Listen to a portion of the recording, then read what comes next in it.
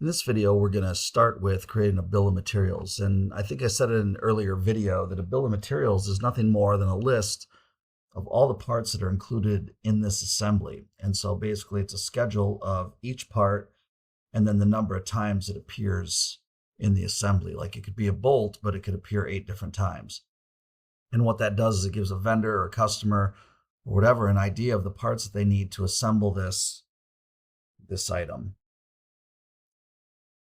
So to start, we're going to come up here. We're going to click Bill of Materials. We're going to come over here. We want the standard template. We want identified, no numbering. We're going to display as one item number. And we're going to display configurations of the same part as separate items. So we can hit OK. And we're going to do existing annotation view, and then under unassigned items, we're going to come down here and we're going to put notes area. We're going to click OK. What this does is going to create a table, and I'm just going to stick it up here in the corner for now. But what it does is it lists each item, and here it says item 1 because that's a subassembly, so it's got each of those parts within the subassembly, and then each other individual part, and then the number of items of each of those parts that are required to complete this assembly.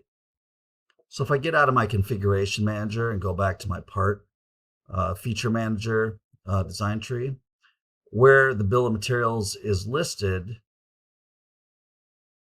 under tables. And so if I look here, I've got my bill of materials exploded view. And so that's where this is saved. I could right click on this. If I wanted to, I could either I could show table in its window of its own, and I could save that separately, or I could do something else with it. I could save this as something customizable, its own name, maybe with a part number or something like that. But again, so if we had to edit this, we could come back and we could.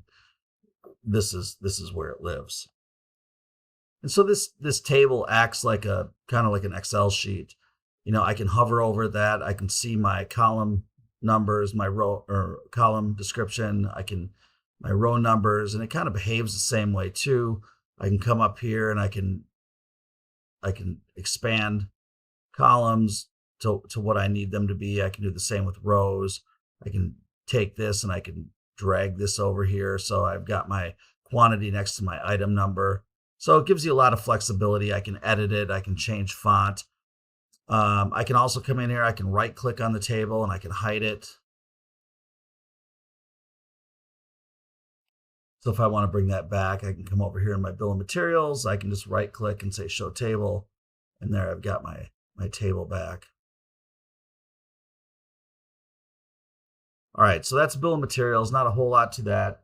I'm going to end this video here, nice and short one. And then we're going to conclude the final video. We're going to go over using that exploded view to create a drawing with that. So we're going to end this one here.